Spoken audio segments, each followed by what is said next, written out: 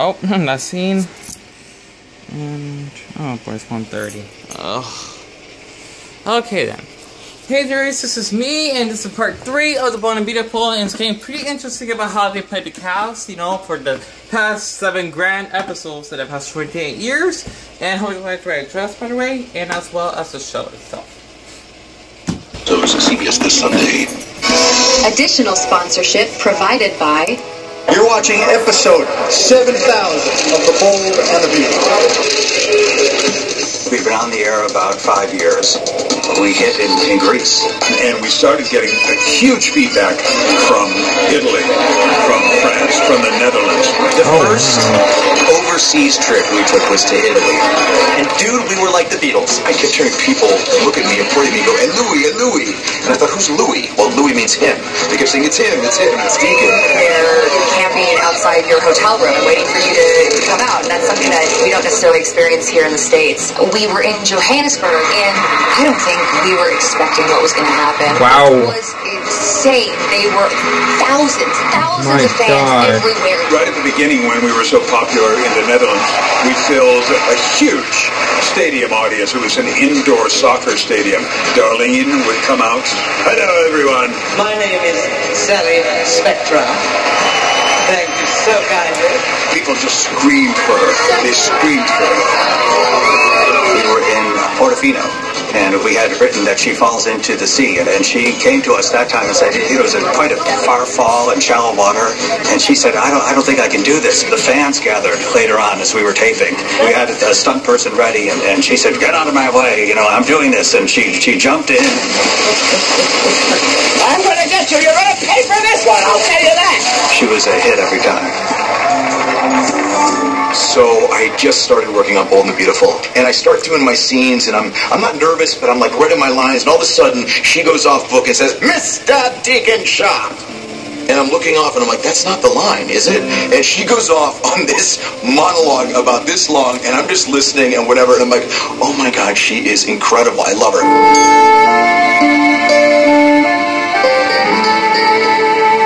If I had to guess, one of the reasons that we have such international popularity is because we really take the dubbing seriously. Wyatt con su gran valentía salvó el diamante. Cállate, suficiente. Se n'è andato per un anno, ha vissuto a Parigi.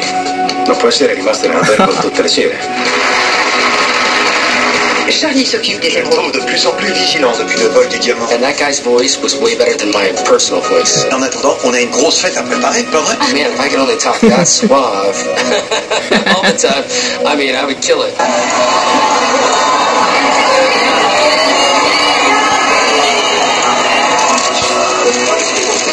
And it really kept moving around the world, and now we're in over 100 countries, and we've been able to sustain it.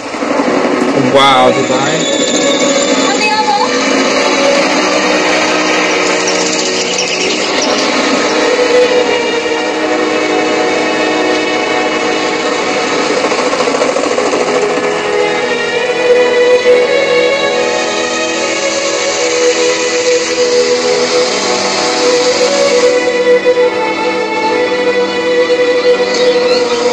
I love to do my own stunts. I love to be hands-on. I like to try different things. I always am up for a challenge. But there's been times where you need a stunt double.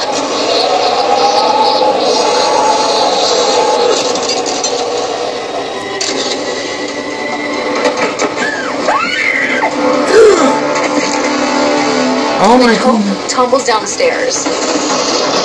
It was kind of incredible because those stairs were all padded to look like concrete, and they were so realistic that Scott and I walked up to those stairs. We went, oh my God, what is happening? Because it was foam beneath our feet. People there were so nice. I thought it was wild because the knights actually kind of acted like they were knights. And I had a lovely stunt double. She had this like long wig on, and it was so great. And then I got closer and I realized it was a man. What? Digital technology now allows us to do things that we have never been able to do before, to pull off stunts that are digital that would have been death-defying and expensive. Now we're able to write things in script, and it does free your imagination.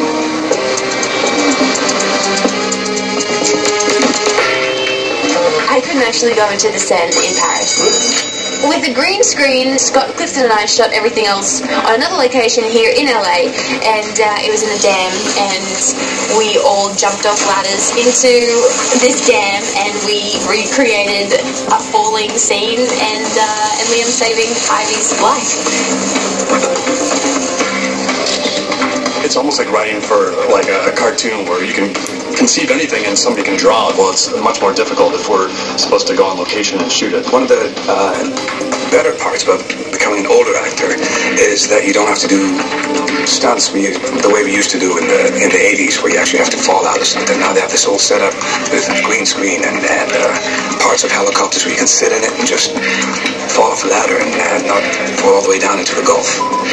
Green screen to me is no different than a painted set. It just, when you actually see it on television, it's just a little more interesting because they can put all kinds of stuff in there. It's amazing. I don't fall out of helicopters, no. Okay, you guys haven't seen anything yet. The Bold and the Beautiful 7,000th episode will return. Okay, this is really getting entertaining. I really have nothing to say, but those are amazing. Like, you know, like Magic Speak and Muy Bien. Okay, I do know some, like, you know, like Mr. Spanish and some German. Un poco español. Y let's see, a little bit of Dutch. Yeah, that's good. And crazy how they do it as stunts, because I didn't notice they can do all of that. And I'm surprised, you know. Yeah, it's just crazy how technology advances us. Speaking of stunts, a little trick I did there. And I hope that you guys enjoyed it, like maybe from Italy or Sweden or Deutschland, which is German. Yeah, I speak a little bit of Dutch. And I guess I can talk to you later in a Wiedersehen, because I am kind of part German, part Norwegian, I'm not sure, but anyway.